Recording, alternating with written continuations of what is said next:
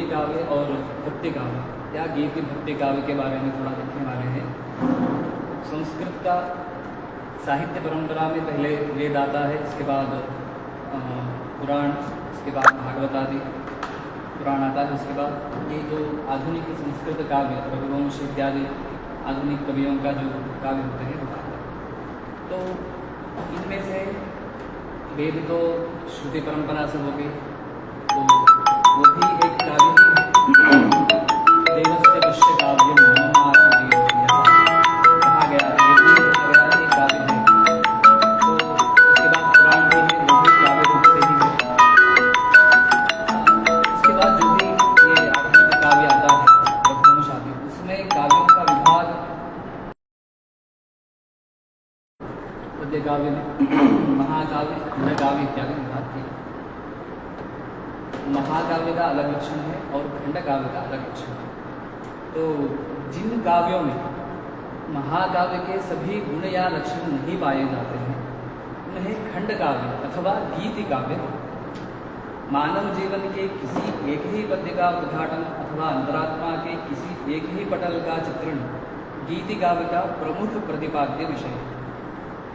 जहाँ महाकाव्य में मानव जीवन की समग्रता का प्रसार है, वहाँ गीति काव्य में जीवन की एकदेशीयता दिखाई जाती है। गीति काव्यों का आकार प्रकार महाकाव्य से छोटा होता है, महाकाव्य बहुत बड़ा होता है, खंडकाव्य या गीति काव्य छोटा होता है। प्रधान उसमें खंडकाव्य में एक ही विषय वर्णित रहता है, जैसे श्रृंगार विषय हो या धार्मिक विषय हो, नैतिक विषय हो, ऐसे अलग अलग एक ही विषय को लेके जहाँ काव्य होता है उसको खंडकाव्य या गीति काव्य बोलते हैं। गीति काव्यों में लालित्य एवं माधुर्य का विशेष पुट देखने के लिए मिलता है। जैसे गद्य काव्य में केवल वाक्य ही हमें मिलता है, जैसे गीति काव्य में वैसा नहीं मिलता है। जैसे हम माधुर्य रूप से लालित्य, जो शब्दों का लालित्य होता है, माधुर्य रूप से हम उसको बोल पाते हैं या गा पाते हैं, उसको गीति काव्य बोलते हैं। ऋग्वेद में भी सभी मंत्र छंदोबद्ध है या गीति जैसा ही सभी मंत्र पाए जाते हैं। सुभाषित ग्रंथों में या कालिदास का मेघदूत ग्रंथ या अन्य जो ग्रंथ है उसमें भी ये गीति काव्य का सभी लक्षण पाए जाते हैं। तो ये गीति काव्य का जो उगम है वो प्रायशः हम कह सकते हैं ऋग्वेद की ऋचाओं से ही माना जा सकता है। उनमें अग्नि, इंद्र, विष्णु आदि देवों के प्रति विविध ऋषियों के द्वारा जो स्तुतियाँ की गई है वो सब गीति काव्य के विभाग में ही आते हैं। और भक्ति भी इस काव्य में मतलब ऋग्वेद आदि वेदों में भी मिलता है। ऐसे जैसे इंद्र के प्रति एक ऋचा, ये भी एक गीति काव्य का प्रकार ही हम मान सकते हैं। जैसे उसका हिरण्यगर्भ सूक्त में हर मंत्र के अंतिम में आता है तस्मै देवाय हविषा विधेम, हर मंत्र में यही आता है। और इंद्र के कई स्तोत्रों में मतलब कई मंत्रों में इंद्र का बल का वर्णन है, उसका शौर्य का वर्णन है, उसका ओजस्विता का वर्णन है। ये सब भक्ति में पाया जाता है।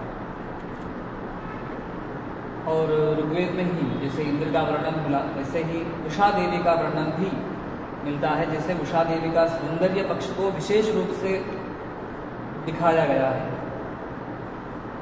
और जायेव पत्नी उषते सुभासा हस्रेव निर्णीते अप्सहा, जैसे अलंकार शास्त्र में या साहित्य शास्त्र में उपमा इत्यादि अलंकार पाए जाते हैं, वो सब वेद में भी पाए जाते हैं। जायेगा पुत्य उषति सुभासा, जैसे जो वेद पढ़ता है और उसका अर्थ जो जानता है, उसको जो वेद का अर्थ जानता है उसको वेद जैसे पत्नी अपने पति का अनुसरण करती है, वैसे वेद भी जो अर्थ जानता है उसका अनुसरण करती है। जैसे अलंकार भी इसमें दिखाया गया है। और ये भी उषा देवी का रथ का वर्णन, उषा देवी का वर्णन, जैसे उषो देव्यमर्त्याविभाहि, ऐसे अथर्ववेद में भी भूमि स्तुति में भी गीति काव्य का जो विकास थोड़ा दिखाया जाता है। पृथ्वी देवी के प्रति कृतज्ञता की अभिव्यक्ति लगभग 63 मंत्रों में अथर्ववेद में पाया जाता है, और सामवेद में भी गीति काव्य का अनन्य गुण विशेष रूप से सामवेद में दिखाया जाता है, हम देख सकते हैं। इसलिए वैदिक युग ही संस्कृत गीति काव्य का एक उद्भव काल हम बोल सकते हैं, और रामायण का उदय गीति काव्य के रूप में ही हुआ है। इसमें स्थल विशेष पर ऋतु वर्णन, सौंदर्य वर्णन, विरह वर्णन या देवस्तुति स्तुति और ये सब जो गीति काव्य का तत्व है वो सब स्पष्ट रूप में रामायण में दिखता है। महाभारत में भी जो स्तुतियाँ प्राप्त होते हैं वो गीति काव्य के सोपान के रूप में ही स्वीकृत किए गए हैं। और जो महाभारत में भगवत गीता हमें मिलती है तो गीता में भी कृष्ण का जो विराट स्वरूप बताया गया है या कोई वर्णन बताया गया है, ये सब गीति काव्य का लक्षण ही है। और ये स्तोत्र काव्य भी, गीति काव्य को दो विभाग करते हैं, एक मुक्तक काव्य और दूसरा ये प्रबंध काव्य। तो मुक्तक काव्य में दो विभाग हमें मिलते हैं, एक मेघदूत, ऋतुसंहार इत्यादि जो लौकिक सौंदर्य वर्णन जो करते हैं या श्रृंगार रस प्रधान है वो काव्य। दूसरा है भक्ति प्रधान स्तोत्र काव्य, जैसे शंकराचार्य जी का, मध्वाचार्य जी का जो भी स्तोत्र मिलता है वो सब एक तरफ, और दूसरा मेघदूत इत्यादि एक तरफ। लेकिन जो जयदेव का गीत गोविंद है वो ये भक्ति काव्य भी है और गीति काव्य भी है, उनमें बहुत प्रधान रूप से उसको भक्ति गीति काव्य मानते हैं। गीति काव्य वह काव्य प्रकार है जिसमें कवि अपने अंतरंग में स्थित कोमल भावों में से किसी एक को केंद्र में रखकर कल्पना शक्ति के द्वारा उसे गेय बनाकर संक्षिप्त रूप में प्रकट करता है। हृदय में स्थित भाव का अतिरेक होने पर ही गीति काव्य की अभिव्यक्ति होती है। ऐसी रचना निर्मित की नहीं जाती, लेकिन स्वतः स्फूर्ति होती। कवि का हृदय सुख दुख या किसी धार्मिक नैतिक भावना से प्रेरित होकर सहसा काव्य के रूप में फूट पड़ता है। चिरकाल से उसकी संजोई हुई कल्पना प्रवाहित होने लगती है तथा गेय छंदों या रागों में मृदु शब्द निर्गत होने लगते हैं। गीति काव्य के द्वारा कवि अपने हार्दिक आवेगों को परगम्य बना देता है तो उसे आनंद की अनुभूति होती है। जो लिखा है उसको भी, और जो श्रवण भावक के विषय में कहा गया है कि संसार के सभी विषयों को उनके द्वारा उद्भावित किया जा सकता है जिससे वे विषय रस और भाव का रूप ले लेते हैं। किंतु गीति काव्य में सभी विषय नहीं आ सकते हैं, केवल कोमल भावों का अतिरेक ही इनमें आवेगपूर्वक स्फुरित होता है। इन भावों का परस्पर मिश्रण भी अपेक्षित नहीं है। शोक में श्रृंगार या श्रृंगार में नीति या वैराग्य में वैराग्य का मिश्रण असंगत है, जो उसमें एक ही कोमल रस का प्रधानता होना चाहिए। इसलिए किसी एक भाव को केंद्रित करके ही गीति काव्य का स्फुरण होता है। भर्तृहरि ने नीति शतक, श्रृंगार शतक और वैराग्य शतक को पृथक पृथक ही अभिव्यक्त किया है। वो एक ही शतक में श्रृंगार शतक, श्रृंगार और वैराग्य और नीति दोनों नहीं मिलाया है। श्रृंगार के लिए 100 सुभाषित या श्लोक अलग, वैराग्य के लिए 100 अलग और नीति के लिए 100 अलग अलग ही एक एक को एक एक रस प्रधान करके लिखा। और जैसे बताया गया महाकाव्य तो बहुत बड़ा होता है, ये गीति काव्य का प्रमुख लक्षण होता है ये संक्षिप्त होता है। आवेग को विस्तार प्रदान करने से एक ही भाव की आवृत्ति होने लगती है, नीरसता छा जाती है। इसलिए गीति काव्य प्रबंध काव्यों का विस्तार नहीं पा सकते। कवि अपने आवेग को अत्यंत संक्षेप में व्यक्त करता है तभी वह गीति काव्य हो सकता है। इस संक्षिप्त रूप के बल पर काव्य का साधारणीकरण होता है, जिससे वो शास्त्रीय विषय है। कवि की आत्मनिष्ठ अनुभूति जन जन में पहुंच जाती है। प्रत्येक पाठक उसे अपनी अनुभूति मान लेता है। अंत में गेयात्मकता का भी वहाँ स्थान है। आरंभ में यही तत्व प्रधान था, जैसा कि इस काव्य प्रकार के नाम से पता चलता है, गीति काव्य। गेयात्मक होने पर ही किसी काव्य को गीति कह सकते हैं। संस्कृत के कुछ छंदों में गान तत्व अधिक है, इसलिए कवियों ने इस छंदों को गीति काव्यों में निविष्ट किए हैं। जयदेव जैसे कवियों ने शुद्ध संगीतमय रागों का ही प्रयोग किया है। संक्षेप में गीति काव्य का एक लक्षण संस्कृत में कहा गया है, भावनाम आत्मनिष्ठानाम कल्पनावलितम लघु स्फुरणम गेय रूपेण गीति काव्यम निगद्यते। जो आत्मनिष्ठ भावनाएं हैं उसका जो कल्पना लघु रूप से जब बाहर आती है या गीत रूप से लघु रूप से जब स्फुरण होता है उसको गीति काव्य कहते हैं। संस्कृत गीति काव्यों में मुख्य रूप से श्रृंगार है, विरह है, वैराग्य है, भक्ति है, ऋतुओं का वर्णन है, देवताओं का स्तुति है, या कोई भी इसमें से एक विषय लेके ही वो चलता है।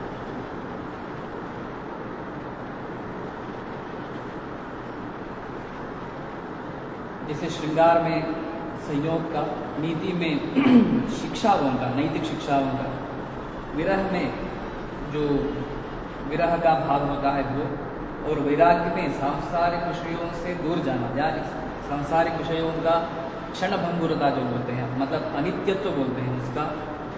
भक्ति में जो आराध्य देव के प्रति जो अत्यंत भक्ति या अनुराग होता है उसका, या ऋतुओं के वर्णन या प्रकृति का वर्णन, मतलब अलग अलग प्रकृति के विभिन्न विभागों का जो वर्णन है वो सब जो मानवीय भावनाओं के रूप से जब दिखाई देते हैं, जब उसको गीति काव्य बोलते हैं। सभी गीति काव्यों में ये रस का उद्भावन अनिवार्य तत्व है। संस्कृत काव्य में से पाया जाता है कि प्रास अनुप्रास इत्यादि है, वो कुछ काव्यों में जैसे बाणभट्ट ऐसा वाक्य बोलता है तो एकदम वो पूरा झटित जैसे प्रवाह रूपेण बोलता है, लेकिन उसमें काव्य तत्व, ये जो गीति काव्य तत्व उनमें से नहीं पाया जाता है। और इसमें हम जय देव का देखें, ललित लवंग लता, वो बहुत अच्छा ऐसा एक ये है, उसमें ये प्रास अनुप्रास इत्यादि भी है और उसमें भक्ति भी मिलती है। काव्य का सभी गुण उसमें रस आस्वादन भी वहाँ मिलता है। और शंकराचार्य जी का जो ये हम देख सकते हैं गणेश पंचरत्न में, नितांत कांत दंत कांति मंत कांतकात्मजम चिंत्य रूपमंतहीन अंतराय कंतनम तदंतरे निरंतरम वसंतमेव योगिनाम इत्यादि, उसमें जो शब्द है वो बार बार आते हैं। उसमें जो भक्ति रस वो भी नितांत कांत दंत कांति मंत कांत अक्षर भी बार बार हो रहा है, और उसमें रस आस्वादन भी जो भक्ति रस है वो भी वहाँ समृद्धि से मिलता है। कुछ गीति काव्य, ये संस्कृत गीति काव्यों में भाषा और भाव का समन्वय, जैसे अभी भाषा का समन्वय भी यहाँ हम देख रहे हैं, या उसका भाव जो भक्ति भाव है उसका समन्वय भी यहाँ इस श्लोक में पाया जाता है।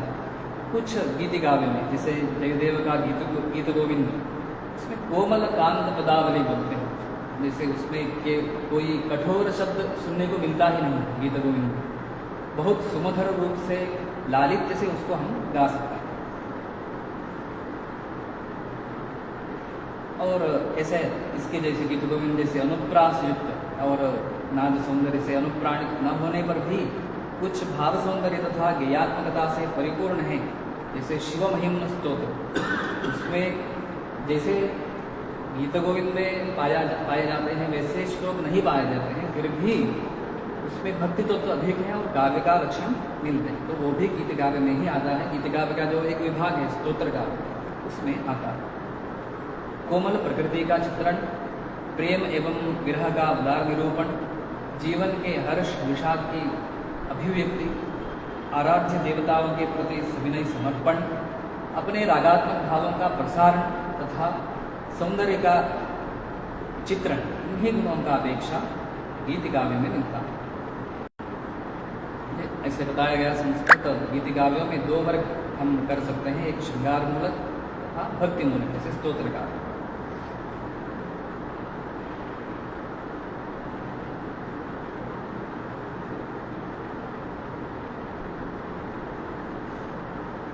ये गीति काव्य संस्कृत वाङ्मय का एक परम रम्य गुहा है। गीति की आत्मा भावातिरेक ही है, जो भावातिरेक में स्फुरण होता है वो गीति काव्य है। कभी अपना रागात्मक अनुभूति तथा कल्पना से वर्ण विषय को भावात्मक बना देता है।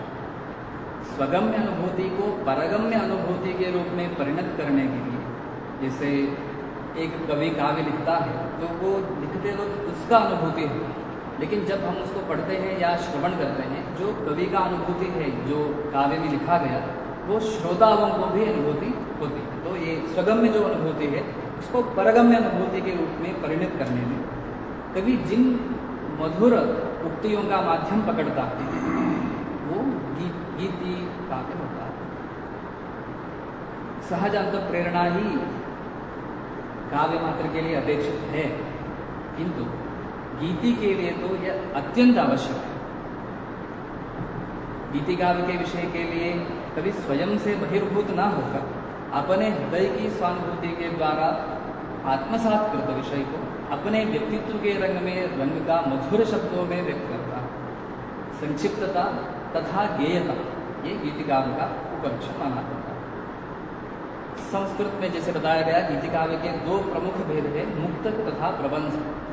मुक्तक से अभिप्राय उस काव्य से है जो संदर्भादि बाह्य उपकरणों से मुक्त होकर स्वयं रस से युक्त होता है। संस्कृत के मुक्तक काव्य उन रस भरे मोदक के समान हैं जिनके आस्वादन से सहृदय सद्य परितृप्त होते हैं। मुक्तकेषु हि प्रबंधेषु इव रसबंधनाभिनिवेशन कवयो दृश्यन्ते, ये आनंद ने कहा। मुक्तक काव्य के सुंदर उदाहरण है भर्तृहरि का श्रृंगार शतक और अमरुक कवि का अमरुक शतक। प्रबंधात्मक गीति काव्य का उदाहरण है कालिदास का मेघदूत तथा उसी के अनुकरण पर लिखे गए दूत काव्य। बहुत सारे दूत काव्य लिखे गए हैं उस। गीति काव्य में मधुर पदावली के साथ ही संगीतमय छंदों का भी प्रयोग होता है। इसमें श्रृंगार, नीति, वैराग्य, प्राकृतिक दृश्यों का वर्णन रहता है।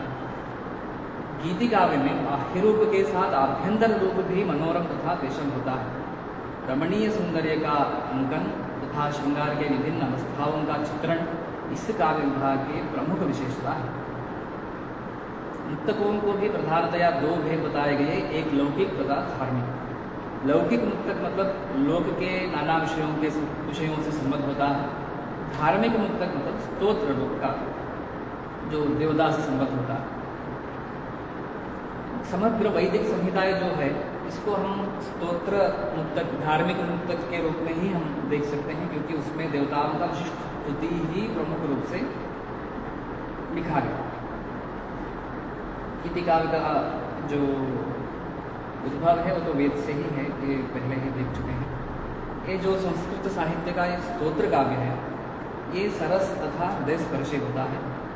इसमें जो भक्त कवि है अपनी भक्तिपूर्ण हार्दिक भावना को कोमल पदावली में व्यक्त करता है। वह ईश्वर की जो ईश्वर या परमात्मा की दिव्य विभूति जो होते हैं, या असीम उनका करुणा जो होता है और देवता भक्ति जो होती है, उसको गीत के रूप में भक्ति से पूरित करके वो जैसे उसका स्फुरण जो होता है, उसको स्तोत्र बोला जाता है। ये जो स्तोत्र काव्य में भक्त जो कवि है अपनी दीनता को कोमल मधुर शब्दों में व्यक्त कर सच्ची भाव प्रवणता का परिचय देता है। स्तुतियों में संगीत का उनकी प्रभाव समर्थन में विशेष उपाधि। जो आराध्य देव की भिन्नता के कारण स्तुतियों में भी वैविध्यता बहुत पाया जाता है। आराध्य देवता के रूप में शिव है, विष्णु है या दुर्गा है, इनका प्रमुखता होने से स्तोत्र काव्य भी शैव स्तोत्र, वैष्णव स्तोत्र, शाक्त स्तोत्र रूप में विभक्त है। शैव स्तोत्रों में पुष्पदत्त से जो शिव महिम्न स्तोत्र रचाया गया, इसका बहुत अधिक महत्व है। शिखरिणी छंद में निबद्ध यह स्तोत्र संगीतमय है, अतः आज भी शिव मंदिरों में वीणा पर इस स्तोत्र का गायन का प्रचलन है। जैसे गीत गोविंद का उस तरफ उड़ीसा इस तरफ जो प्रचलन है, और केरल में नारायणीयम इसका प्रचलन है, वैसे ये शिव महिम्न स्तोत्र का भी है। जैसे अन्य शैव स्तोत्र है, जैसे शंभु महिम्न स्तव शिवस्तुति है, शंकराचार्य का शिवपादादि के शांत वर्णन स्तोत्र है, और शिव स्तोत्रावली, अर्धनारीश्वर स्तोत्र इत्यादि ईश्वर परक स्तोत्र भी मिलते हैं। और वैष्णव स्तोत्र में तो भगवान विष्णु की स्तुति किया जाता है। सौंदर्य तथा माधुर्य की सरस धारा इसमें प्रवाहित हुई है। वैष्णव स्तोत्र में एक कुलशेखर की मुकुंद माला स्तोत्र है, इसको गीति काव्य में विशिष्ट स्थान दिए हैं। छोटा है, फिर भी ये स्तोत्र काव्य वैष्णव स्तोत्रों का मुकुटमणि माना जाता है। यमुनाचार्य का आलवंदार स्तोत्र, ये जो अपनी आंतरिक सुषमा के कारण स्तोत्र रत्न कहा गया है। लीला शुक का कृष्णकर्णामृत, ये कृष्ण की बाललीला पर आधारित कृतिकाव्य है। और वेदांत देशिक के स्तोत्र लगभग 25 स्तोत्र है जो वैष्णव स्तोत्र है। उसमें कृष्ण और गोपाल, बाल गोपाल आदि नाना देवों का भक्तिभावपूर्ण स्तुति की गई है। अन्य वैष्णव स्तोत्र जैसे राम शतक है, रामजातस्तव है, सुदर्शन शतक है, आनंद मंदाकिनी, वरदराज स्तव, पंचलहरी इत्यादि वैष्णव स्तोत्रों में, गीतिकाव्यों में प्रसिद्ध है। शाक्त स्तोत्रों में आएंगे तो भगवती त्रिपुर सुंदरी का भव्य स्तुति की गई है, जैसे ललिता के स्तोत्र किए गए हैं। ललिता स्तवरत्नम इत्यादि त्रिपुर सुंदरी महिम स्तोत्रम है। ये जो शाक्त संप्रदाय के बहुत प्रसिद्ध है, प्रमुख स्तोत्र है। कालिदास की रचना भी है, विष्णु पंचस्तवी है। चेटी भवन निखिल केटी, ये स्तोत्र है। ये इसमें से साहित्यिक सौंदर्य के साथ तांत्रिक तत्वों का भी उद्घाटन है। गौड़पादाचार्य जी का सुभगोदय स्तुति है। इसमें तांत्रिक तत्वों का साथ श्रीचक्र का आराधन भी बताया गया है। भारतीय दर्शन के आचार्य शंकर भगवत्पाद जी ने त्रिपुर सुंदरी के अनन्य उपासक थे, वो श्रीचक्र आराधक थे, तो उन्होंने त्रिपुर सुंदरी मानसोपचार पूजा स्तोत्र लिखे हैं। और सबसे उत्कृष्ट स्तोत्र उनसे लिखा गया सौंदर्य लहरी, जिसमें भगवती की दिव्य सौंदर्य का वर्णन है। उसमें भक्ति भी है, सौंदर्य वर्णन भी है। और कनकधारा स्तोत्र है जो लक्ष्मी की स्तुति है। इसमें काव्य की सभी लक्षण इसमें मिलते हैं। और मूक पंचशती भी एक काव्य है, गीति काव्य है। कामाक्षी देवी के प्रति कवि की भक्ति भावना का वर्णन इसमें मिलता है। और आनंदवर्धन का देवी शतक है। ऐसे अन्य शाक्त स्तोत्र में जैसे शिव स्तोत्र हो गया, विष्णु स्तोत्र हो गया, वैसे शाक्त स्तोत्र में भी एक गीति काव्य का प्रचार हमें दिखता है।